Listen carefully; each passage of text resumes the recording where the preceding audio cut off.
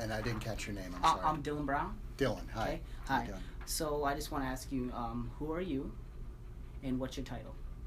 So my name's Jim Biardi. I'm Okay.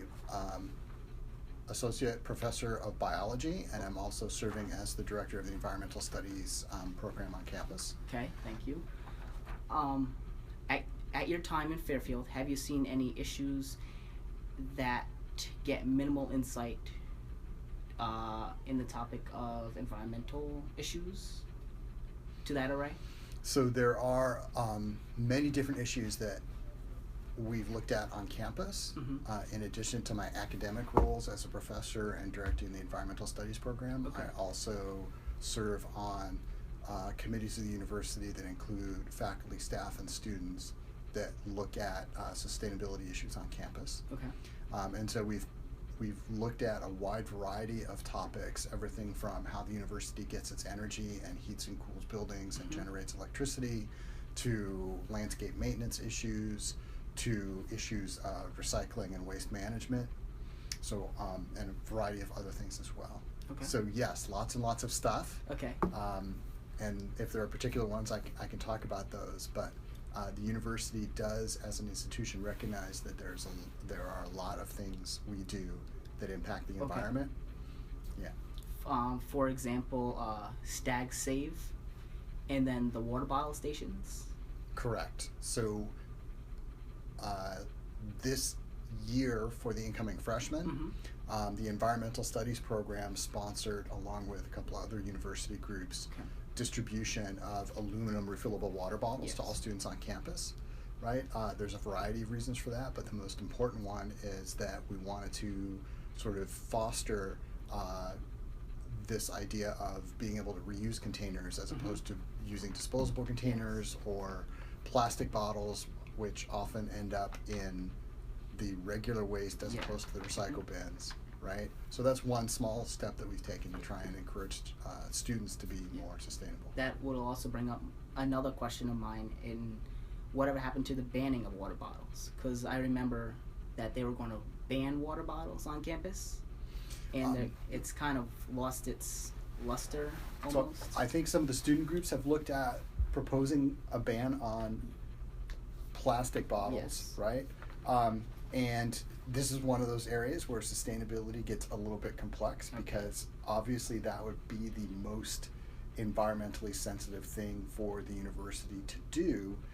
However, right, and that's what the science says, right? Using reusable bottles is clearly less resource intensive and less likely to lead to pollution.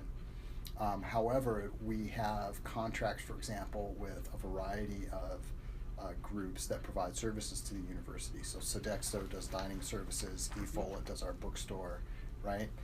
We have contracts with vending companies that fill the vending machines. And so there are economic and legal limitations to what the university can do, right? So theoretically we could ban plastic bottles, but that would be a major initiative that would require restructuring contracts and many of those other things. So we haven't made much progress there. And as an alternative, right, have taken this pathway of sort of distributing reusable bottles and hoping that that will reduce demand for plastic bottles instead of banning them completely, right? Try to get it from the demand side and reduce demand. Okay. Do you think Fairfield takes an initiative to educate students on environmental issues? Certainly the academic programs do, and there are many dedicated people that work in Res Life and student services that are very much focused on sustainability. One of the challenges at the university is to create a culture for students, and we do that in a bunch of ways, and we're hoping that part of that culture is increased emphasis on sustainability, right? But you, I'm assuming you're a freshman this year, right? You've clearly been bombarded with a ton of information in your first year at Fairfield. So the environmental message is there, but it's also just one of many different things. So trying to figure out more effective ways to communicate and build that sort of shared culture of responsibility in terms of resource use and minimizing waste and, flipping lights off when we're not using them. Those are long-term goals, and at the university, something that we have to do, at least with the students, every year as we get a new group of students in. Question my professor wanted me to ask you. She Mm-hmm. would like to know, is an environmental study class or course within the school's core curriculum? We have a variety of courses that fulfill core curriculum requirements. Okay. Yeah. We have an environmental science course. We have a biology of food course. Mhm. We have a physics and the environment course. Mhm. And we have a chemistry and environment course. Okay. So all of those satisfy science core. Okay. We have two, maybe three politics courses Yes. on environmental policy that fulfill social science core. Okay. We have a couple English courses that fulfill the literature requirement Mhm. and the core requirement. Mhm. We have an economics course Okay. that fulfills social science course. So those Okay. courses are spread throughout the curriculum, and they check off various boxes in the core Okay. curriculum. You said that they fulfill, but Mhm. do you think that there should be courses that are required? So this is along the lines of a U.S. diversity Yes, or like a it's world diversity yeah, requirement. a class that's required. I personally think that would be a great thing. Okay. I think a checkbox along the lines of your world or U.S. diversity Okay. checkbox would be good in terms of environmental literacy, environmental awareness. Okay. The core curriculum is undergoing review right now, Okay. and the university is looking towards reorganizing the core. So that may be one of the topics that's discussed. Okay. Again, it's one of those things where lots of issues are involved in changing the core. Yeah. But certainly, I would appreciate the inclusion of something along the lines of a diversity requirement Okay. that focuses on Yeah, I can the see that. environment. Okay. Another question. Due to our close proximity of Fairfield Beach, Mhm. and many of our seniors live on the beach, Mhm. does Fairfield do some sort of environmental cleanup? Do they take part in the cleanup of the beach due to? We have a student group called LEAF, which Okay. stands for Leaders for Environmental Action at Fairfield. Okay. And they organize a beach cleanup every spring and sometimes also in fall. Okay.